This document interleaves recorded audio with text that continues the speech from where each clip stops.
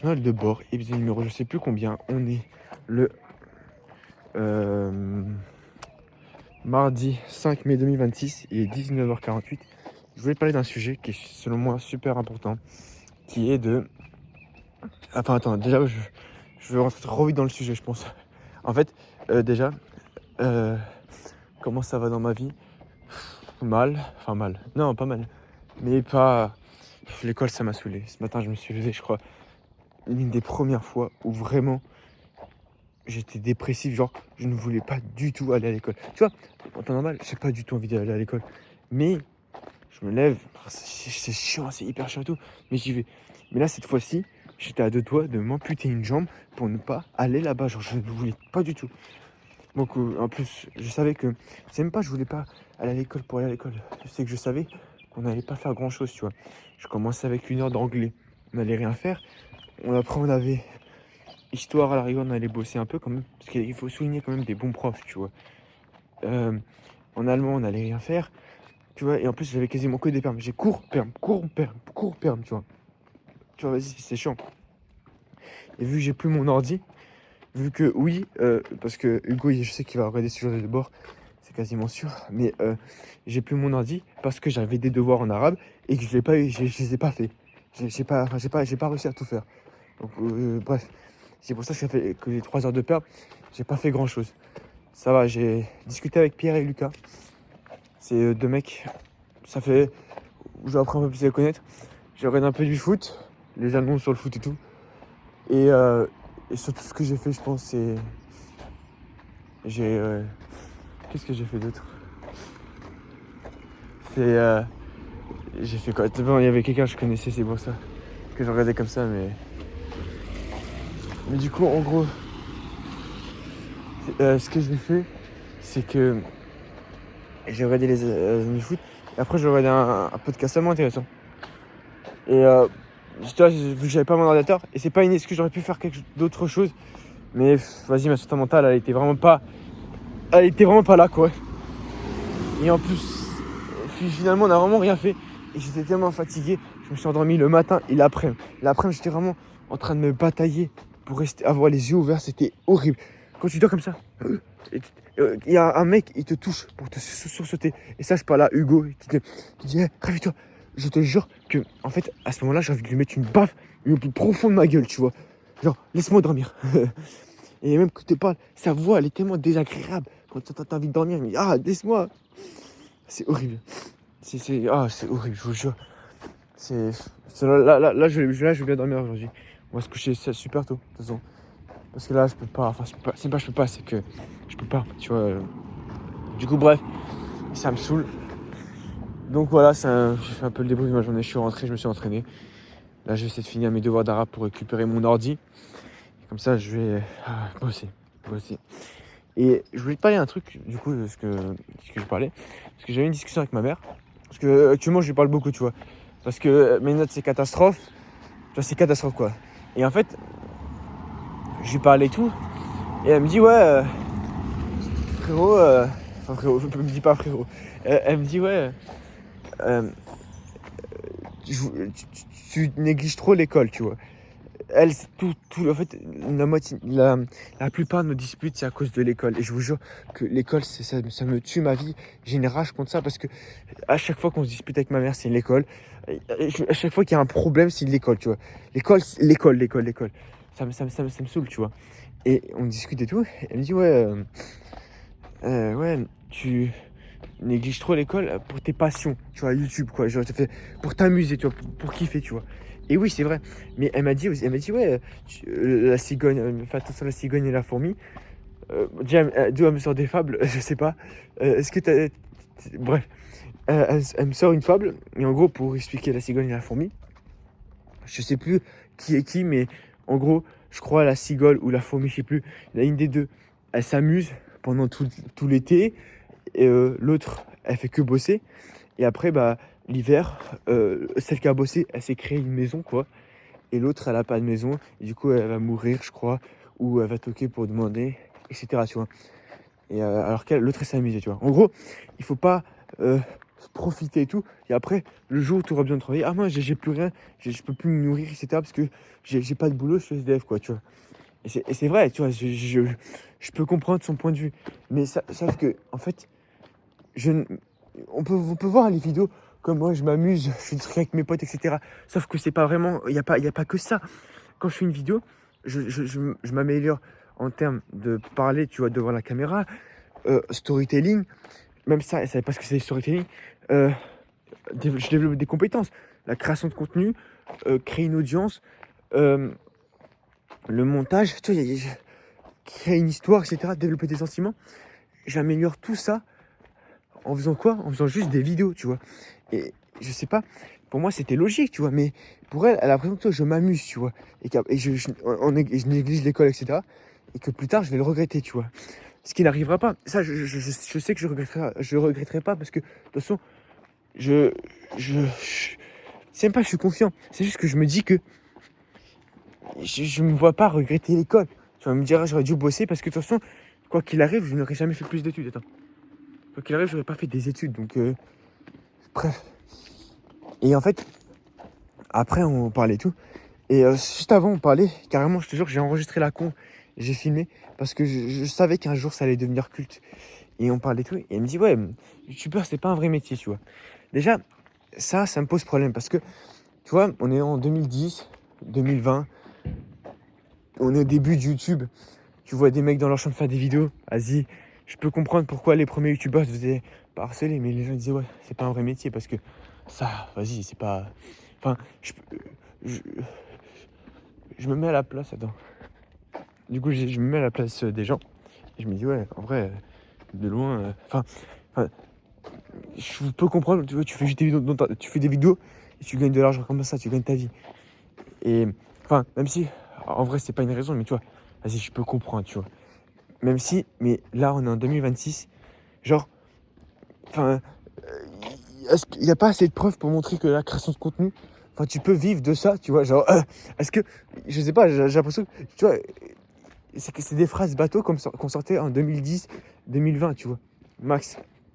Entre-temps, frérot, t'as des mecs qui faisaient des vidéos dans leur chambre, ils ont gravi l'Everest, ils ont, ils sont JP Explorer, ils ont fait un match de foot au Parc des Princes, tu vois. Enfin, il y en a même un, genre, je sais pas, il y a des mecs, ils ont fait des vidéos dans leur chambre, ils ont des productions à des millions de dollars, tu vois. Et ça, c'est que l'élite, je suis d'accord. Mais elle me dit, ouais, combien de personnes vivent réellement des vidéos? Peut-être 10%, tu vois, sur tous ceux qui postent. Oui, mais combien postent vraiment des vidéos? Parce que moi, je peux dire, ouais, mais je poste des vidéos et tout, je vis pas. Bah, frérot, je poste une vidéo par semaine, je poste pas. Genre, si tu travailles vraiment, frérot, bien sûr que tu vas réussir. C'est comme boulanger, comme j'ai dit à Hugo, peu importe. C'est pas un métier où il faut l'élite. Frérot, si tu bosses, tu vivras. Là, c'est même pas une question de devenir youtubeur numéro 1 mondial. C'est juste de vivre. C'est pas facile. Mais si tu bosses, tu vis. Parce que dis-toi, un truc très simple. C'est un truc très simple, vraiment, un truc très simple. C'est un footballeur. Pour moi, le foot, devenir footballeur professionnel, c'est l'une des choses les plus dures au monde. Parce que pour pouvoir y vivre, il faut être dans le top 0,01%. Allez, 0,01%. Genre, vas-y, national. Mais genre, sur tous les milliards de gens dans le monde, un mec qui vit du foot, c'est 0,1, tu vois. Genre, même pas, tu vois. Genre, mathématiquement, même si on peut se dire, ouais, mais facile, national, Ligue 1, Ligue 2. Oui, mais si tu calcules tout l'effectif et tu calcules tous les joueurs au monde qui jouent au foot, frérot, on se rend même pas compte, tu vois. Mais frérot, il y a des milliers, c'est le sport le plus populaire au monde, frérot. C'est pas normal, c'est pas parce que 5 milliards de vues pour la finale, tu vois, par exemple. Donc, et ce que je veux dire par là, c'est que c'est l'un des sports les plus durs. Et en plus, tu as une deadline. C'est-à-dire que tu as une deadline, c'est-à-dire que si tu ne peux pas devenir pro à 40 ans, tu vois, à 50 ans. Non, ton corps, à un moment, il arrête, tu vois. Tu vois. Alors que, enfin, même 35 ans, 30 ans, 25 ans, c'est plus le temps passe, plus ça devient difficile. Alors que faire des vidéos, à 30 ans, je peux commencer à faire des vidéos. Il y a des gens qui ont commencé à 30 ans. Même, je suis pas obligé de commencer à faire du foot dès mon plus jeune âge. un footballeur professionnel, il doit commencer son foot très tôt en général, tu vois. Il commence pas le foot à 18 ans. Alors que par exemple, Thibaut Incheb, il a commencé les vidéos à 18 ans, 19 ans, je crois, tu vois. Ce que je veux dire par là, c'est qu'il n'y a pas une deadline vu que c'est pas du sport. Parce que le sport, le problème du sport, enfin le problème, c'est que, enfin, pour devenir bon, il faut que tu fasses, il faut que, enfin pour devenir bon, pas pour devenir bon, mais pour devenir professionnel et en vivre, bah, t'as juste une tranche d'âge. Genre, si tu ne respectes pas cette tranche d'âge, tu ne pourras pas devenir pro. Genre, si tu ne pourras jamais devenir pro à 50 ans. Tu vois. Et c'est même pas parce que tu es nul et que tu travailles pas assez. Même un mec qui s'entraîne comme Ronaldo, il ne pourra jamais devenir pro à 50 ans parce que ton corps, bah, il peut pas devenir pro, tu vois. Il peut plus supporter le rythme. Et c'est humain, c'est humain. Faut juste l'accepter et voilà. Mais c'est vraiment important que tu comprennes ça. Et en fait, tu vas me dire, ouais, mais essaie d'argumenter et tout. Non, n'argumente pas forcément avec ta mère. Enfin, je sais pas même pas si c'est le bon conseil que je dirais, mais moi, pour le moment, je suis plus dans le mindset qui me dit qu'il y a un cirque là, juste là. Ça me perturbe. Attends. Voilà. N'argumente pas forcément avec ta mère. Ce que je veux dire par là, c'est chill. C'est pas grave. Et que pour que tes parents ils ont confiance en toi, il faut que tu montres des résultats. Et que en fait, c'est juste pas sa génération. Même si ça peut paraître fou pour moi parce que ça y est, genre on est en 2026. Genre, je suis même pas partie de la première génération. Il y a au moins eu 3-4 générations avant moi qui ont réussi à en vivre, qui ont fait des choses. Et que tout le monde regarde les réseaux sociaux. YouTube, TikTok, Instagram, peu importe. Il y a tout le monde qui regarde. Même ma mère, elle regarde ça, tu vois. Donc, je vois pas en quoi c'est impossible d'en vivre, tu vois. C'est pas... Je sais pas, je suis peut-être fou, hein, mais c'est pas, enfin, c'est pas comme si je demandais à être astronaute à un truc où il y a que l'élite de la population qui pouvait vivre. Il y a plein de gens, ils arrivent à vivre. Il y a plein de gens sans même avoir une communauté à des millions d'abonnés. Hein. Les gens, ils ont 50 000 abonnés, 100 000 abonnés, et ils arrivent déjà à vivre de YouTube, tu vois. Mais bref, parlez pas, c'est pas d'argumenter 50 000 fois, montrer des résultats, c'est tout, tu vois. C'est-à-dire que j'ai enregistré la conf parce que je sais que plus tard, c'est pareil pour Jimmy. Jimmy, par exemple, au début, sa mère, elle lui a dit, ouais, déconne pas et tout. Tu vois, Jimmy, c'est MrBeast. J'appelle Jimmy comme si on était potes, mais c'est son prénom. En fait, il me connaît pas du tout, mais c'est pas grave. Mais Jimmy, du coup, il a vécu. Sa mère, tu vois, elle dit, ouais, non, arrête. En plus, c'est encore pire, tu vois. Je me dis que lui, il a commencé au tout début. Et le début, frérot, personne faisait des vidéos. Il n'y avait pas d'exemple, tu vois. Genre, moi, à la rigueur, je peux montrer. Maman, regarde, il y a des gens, ils arrivent en ville, etc. Je peux montrer des exemples, tu vois. Alors qu'à l'époque, tu vois, il n'y avait pas d'exemple, tu vois. C'est le premier mec. Et lui, il n'en avait rien à foutre. Il était têtu, etc. Et en fait, quelques années plus tard, sa mère, elle a vu que maintenant, il gagne des millions avec une seule vidéo. Et carrément, il fait des productions, frérot, où il donne des millions de dollars, tu vois. Frérot, il a révolutionné un peu le monde. Il fait des feats avec Ronaldo, toutes les plus grandes stars du monde. Et, tu vois, genre, enfin, en faisant juste des vidéos dans sa chambre. Et parce que le mec, il a prouvé à sa mère que... Et même il a dit en podcast qu'au début, sa mère était pas du tout d'accord, etc. Et qu'elle avait peur pour son avenir, de son fils. Mais que maintenant, elle a vu des résultats. Du coup, maintenant, elle s'inquiète plus parce qu'elle sait que Jimmy, il sait ce qu'il fait, tu vois. Et c'est pareil pour ma mère. Enfin, c'est normal qu'au début, elle doute. Parce que son fils se lance dans des vidéos et elle voit qu'il n'y a même pas de stats, tu vois. Et elle sait pas si c'est possible d'en vivre et tout. Parce qu'elle connaît pas ce monde. Et parfois, il faut accepter. Il faut juste se taire et bosser. Bosse, montre des résultats. Et le jour où tu montreras, tu pourras lui payer une maison ou je sais pas quoi que ce soit. Tu pourras même lui montrer un salaire récurrent. À ce moment-là, elle te fera confiance, tu vois. Et que c'est juste une question de temps. Enfin, tu vois, tu peux pas espérer que ta mère croit en toi et te soutienne. Parce qu'elle me soutient, elle croit en moi. Mais elle a du mal à comprendre.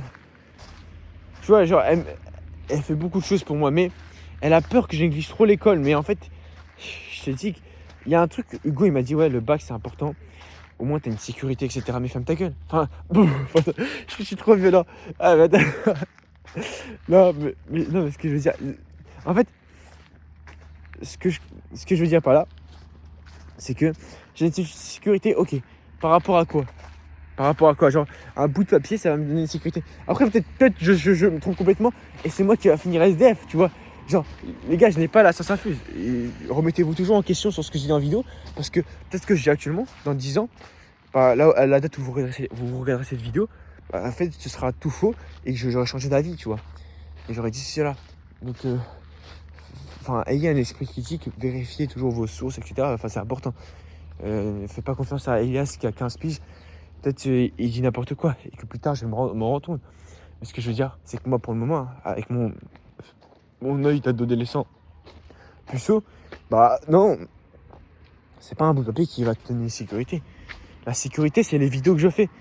Et ce que je veux dire par là, la sécurité, c'est les compétences. C'est, par exemple, un truc tout bête, Yumi, ou même, il y a plein de gens qui disent, on s'en fout du bout de papier, tu vois, de ton diplôme, etc.